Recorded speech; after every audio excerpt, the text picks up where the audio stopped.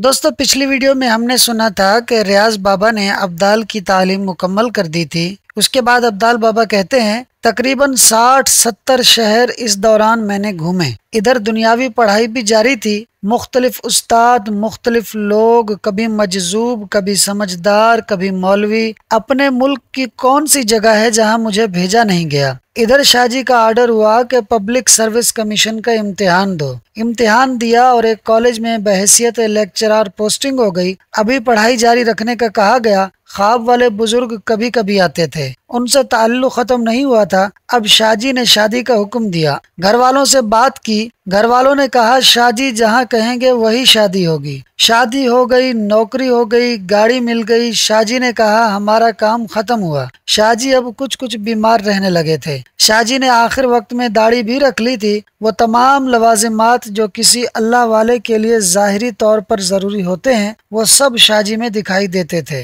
نورانیت میں اضافہ ہو گیا تھا۔ عام آدمی بھی دیکھ کر متاثر ہو جاتا تھا۔ ایک دن خبر آئی کہ شاہ جی بہت بیمار ہیں۔ میں ملنے گیا تو بہت محبت سے پیش آئے۔ میں نے کہا حضور آج میں جو کچھ ہوں آپ کی عنایت ہے۔ بولے پاگل، یہ سب تو پہلے ہی لکھا جا چکا تھا، ہم تم تو دست قدرت میں کٹ پتلیاں ہیں۔ میں نے کہا آپ تو جاتے ہیں، میرا کیا بنے گا؟ کہا ایک تو آخر وقت میں تمہیں بتا دوں گا، دوسرا قدرت خود تمہاری رہنمائی کرتی رہے گی۔ کچھ ہی دنوں میں شاہ جی زیادہ بیمار ہو گئے۔ میں اسپتال میں دیکھنے گیا تو نیم بے ہوشی کی حالت میں تھے۔ کئی لوگ آپ کے آس پاس جمع تھے۔ میں نے سوچا شاید شاہ جی کا آخری وقت ہے۔ مجھ سے کہا تھا آخر وقت میں بتاؤں گا، تو اب تو یہ بے ہوش ہیں، دوسرے اتنے لوگوں کے درمیان کیا بتائیں گے؟ میں وہیں بیٹھ گیا۔ رات ہو گئی۔ میں سوائے ہلکے سے کھانے یا نماز وغیرہ کے لیے اٹھتا، واپس پھر وہیں آ جاتا۔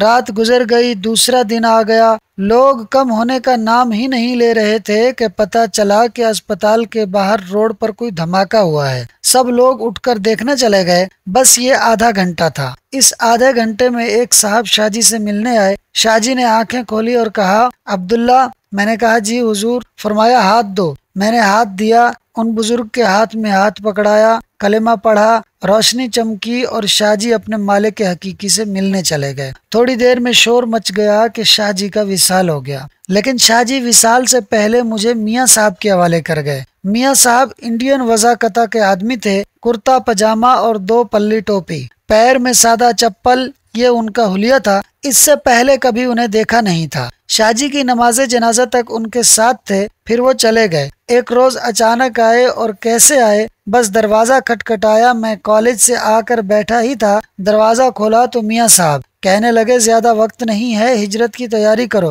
میں نے کہا ہجرت؟ کہا ہاں، اب تمہاری نوکری کا وقت شروع ہونے والا ہے۔ میں نے کہا میاں صاحب اندر تو آئیں۔ کہا بعد میں آؤں گا، ابھی صرف یہ بتانا مقصود تھا ہجرت کے لیے تیار رہو، نوکری شروع ہونے والی ہے۔ میں نے کہا یہ نوکری کم ہے کیا؟ صبح کالج جاؤ، شام میں پیر بن کر بیٹھو، لوگوں کی بغیر سر پیر کی باتیں سنو۔ اپنی پریشانیاں آدمی کو کم ہوتی ہیں جو دوسروں کی پریشانیاں بھی بھگتاؤ۔ بولے ابھی تو اصلی کام شروع بھی نہیں ہوا، اس کی تیاری کرو۔ کچھ دن بعد والدہ کا انتقال ہو گیا۔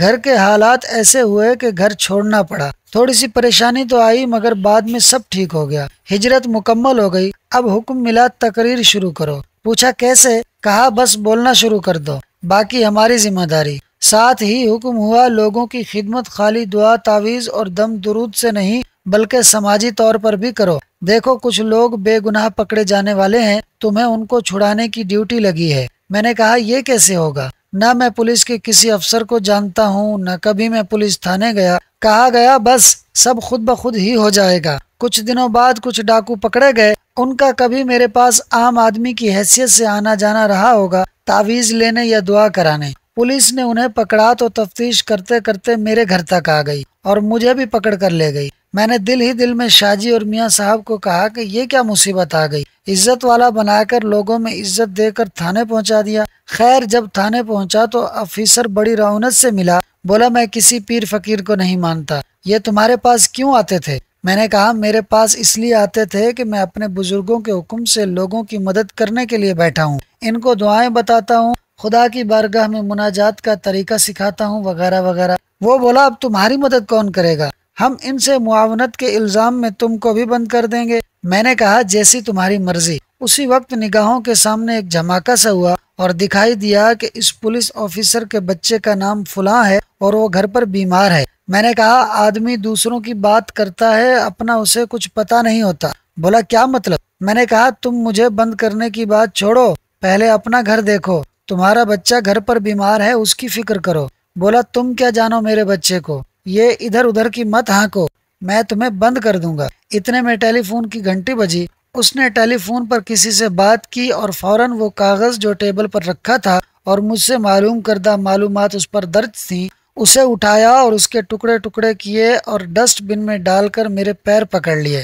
بولا ابھی گھر سے فون آیا تھا، حقیقتاً میرا بچہ بیمار ہے، سخت تکلیف میں ہے، اس کے لیے دعا کریں۔ میں نے کہا گھر میں دوا وینٹولین رکھی ہے، وہ 2 چمچے پلوا دو، سانس کا مسئلہ ہے، اسے اکثر ہو جاتا ہے، ابھی اس کا دورہ پڑا ہے، کچھ دیر میں ٹھیک ہو جائے گا۔ یوں اس سے اور باتیں ہوئیں اور وہ میرا معتقد ہو گیا۔ پھر وہ بڑے ادب احترام سے مجھے گھر چھوڑنے آیا اور اس طرح یہ ڈیوٹی شروع ہو گئی۔ بے گناہ لوگ پکڑے جاتے، ان کے لواحقین میرے پاس آتے، مجھے اندازہ ہوتا کہ یہ بے گناہ ہے، میں اس آفیسر سے بات کرتا، وہ تحقیق و تفتیش کرنے کے بعد ان لوگوں کو بغیر پائی پیسے لیے چھوڑ دیتا یا چھڑوا دیتا۔ دوستو اس کے بعد آگے کیا ہوا انشاءاللہ اگلی ویڈیو میں سنیں گے۔